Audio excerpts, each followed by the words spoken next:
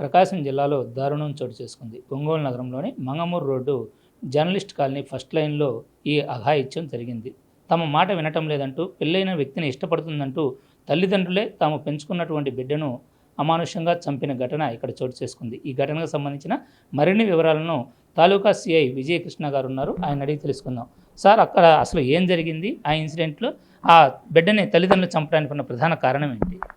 ఒంగోలు తాలూకా police station పరిధిలో ఉన్నటువంటి మంగమూరు రోడ్డులోని జర్నలిస్ట్ కాలనీ ఫస్ట్ స్ట్రీట్లో పల్నాటి రమేష్, లక్ష్మి, పల్నాటి తనూష, ఈ ముగ్గురు ఒక కుటుంబం.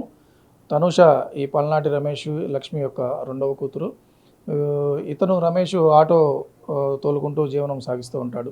అయితే గత 3-4 సంవత్సరాల క్రితం నుంచి ఈ పల్నాటి తనూష అనే ఏదైతే చనిపోయిన అమ్మాయి ఎదురింటి ఒక వ్యక్తితో పరిచయం ఏర్పరచుకొని అతనితో ప్రేమలో ఉన్నట్లు ఇంట్లో వాళ్ళు తెలుసుకొని 1 సంవత్సరం క్రితం మందలించి, అలా పెళ్ళైన వ్యక్తితో నీకెందుకు ఇలాంటి పరిచయాలు, మంచిది కాదు అని చెప్పి వారించడం జరిగింది.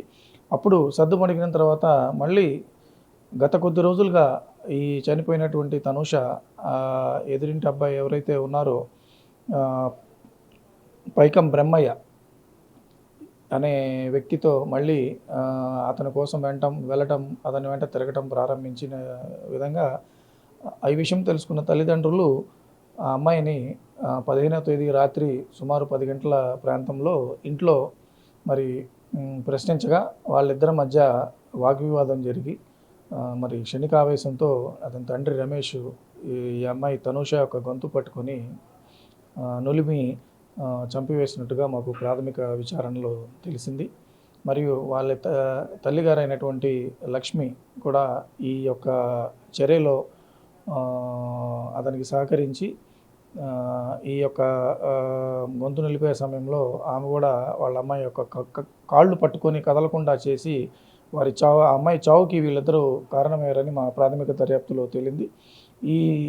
ఈ విషయంపై మరి కేసు నమోదు చేసుకొని దర్యాప్తు ప్రారంభించి ఈరోజు మరి ఆ బాడీ మీద ఇంక్వెస్ట్ చేసి శవ పంచనామా కంప్లీట్ చేసి పోస్ట్ మార్టము నిమిత్తము గవర్నమెంట్ హాస్పిటల్కి తరలించడమైనది.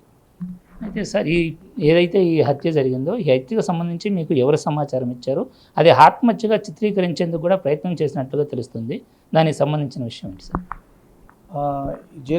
ఇన్సిడెంట్ జరిగిన రోజు మాకు మరి సమాచారం రావడం జరిగింది. 100కి కాల్ చేసి ఇట్లా